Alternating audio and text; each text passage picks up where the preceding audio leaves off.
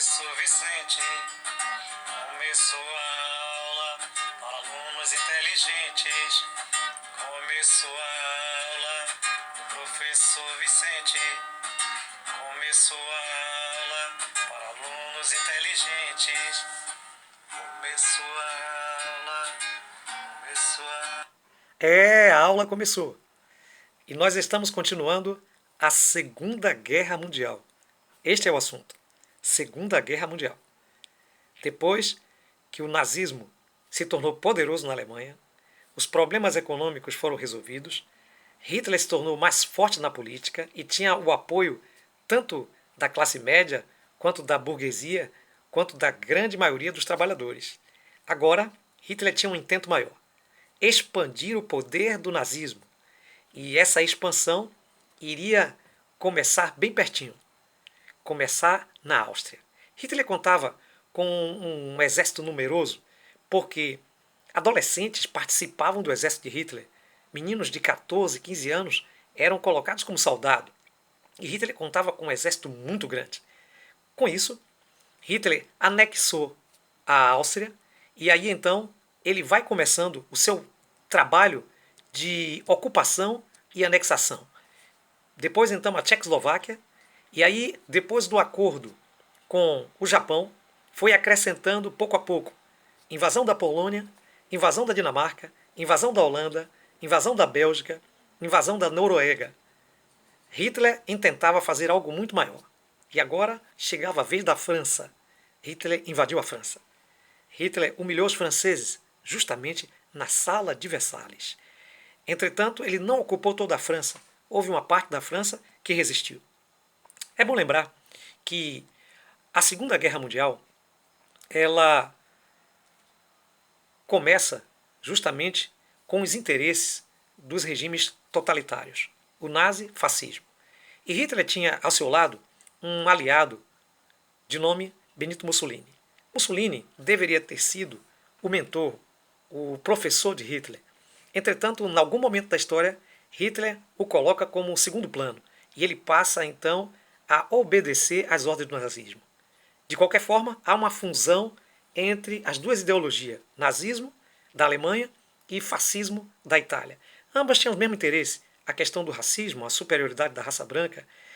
Ambos tinham as mesmas ideologias nacionalistas, ambos tinham ideologias antissemitas, ambos eram contra o comunismo e queriam então um nacionalismo forte. Então, essas duas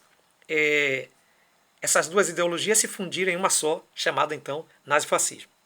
Outra coisa que a gente não pode esquecer é que a guerra ela provocou um grande interesse por coisas novas, para então desenvolver armas letais, para então desenvolver armas com maior poder de destruição.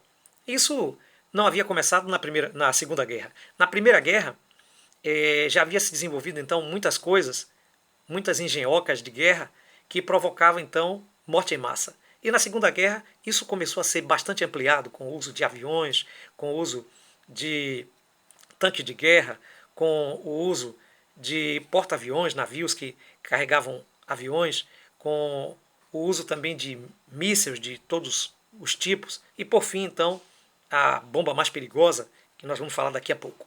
Então, esse novo modelo de guerra à distância fez com que esses equipamentos fossem bastante desenvolvidos. E não só isso, é importante a gente notar que a guerra também promoveu novos meios de transporte e de comunicação, facilitando assim com a comunicação e o transporte as questões voltadas à dinâmica de quem alcançaria seus objetivos primeiro. E a gente pode lembrar que empresas muito conhecidas no mundo como a Volkswagen estiveram também a serviço do nazismo nessa época, e a gente aqui no Brasil conhece muito bem o Fusca. Esse carro foi utilizado muito pelos oficiais alemães porque ele tinha uma vantagem: ele não precisava ser refrigerada a água.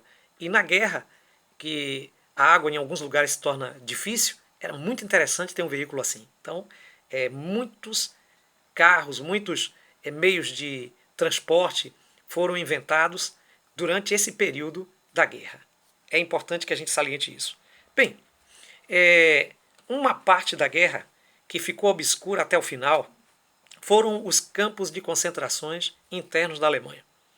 Esses campos de concentração, eles existiam não somente na Alemanha. Os campos de concentração existiam em qualquer outra base, tanto dos aliados como dos alemães. Entretanto, esses campos de concentrações eram para, na realidade, como diz a palavra, concentrar trabalhos. Então, os prisioneiros de guerra eram levados para lá e lá deveriam trabalhar. Mas isso não acontecia na Alemanha. Na Alemanha, de forma muito singular, a grande maioria que ia para esses campos de concentração eram os judeus. Os judeus, eles vinham em massa nos trens e chegando a esses campos de concentração, eles eram orientados que iam para trabalhar. Mas, na verdade, esses campos de concentrações eram extermínio, era um lugar de extermínio. Os judeus seriam mortos. E a sua grande maioria de crianças, adolescentes e idosos eram mortos assim que chegavam no campo de concentração.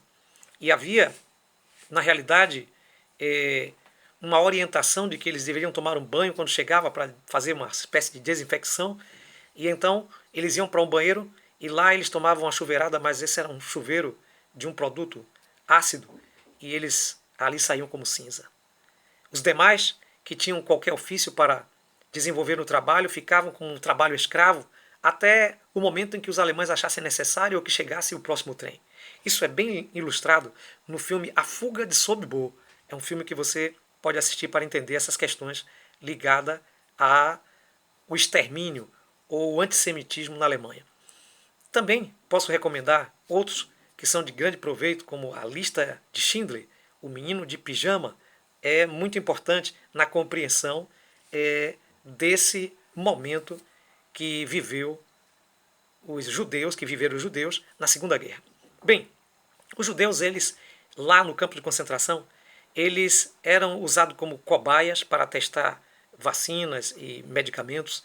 Eles eram usados como escravos lá dos alemães, em sua grande parte trabalhando em seus ofícios, e haviam assassinatos em massa por meio de fuzilamento, câmara de gás, chuveiro ácido e uma série de torturas que eles passavam e que não resistiam.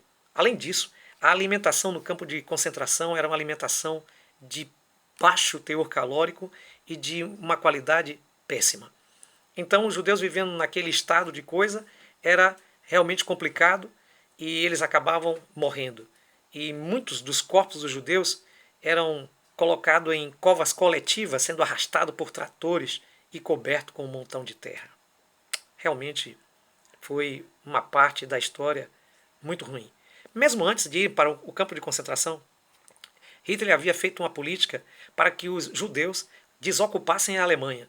E alguns desocuparam a Alemanha, alguns foram embora para outros lugares, mas alguns não tinham para onde ir e ficaram lá. Então Hitler os empurrou para um lugar que ele os condicionou, que foi conhecido como gueto.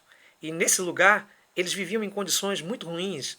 As casas eram casas piores que favela, não havia rede de esgoto, as condições de vida eram muito ruins, haviam animais que se misturavam com eles, como rato, barata em grande quantidade.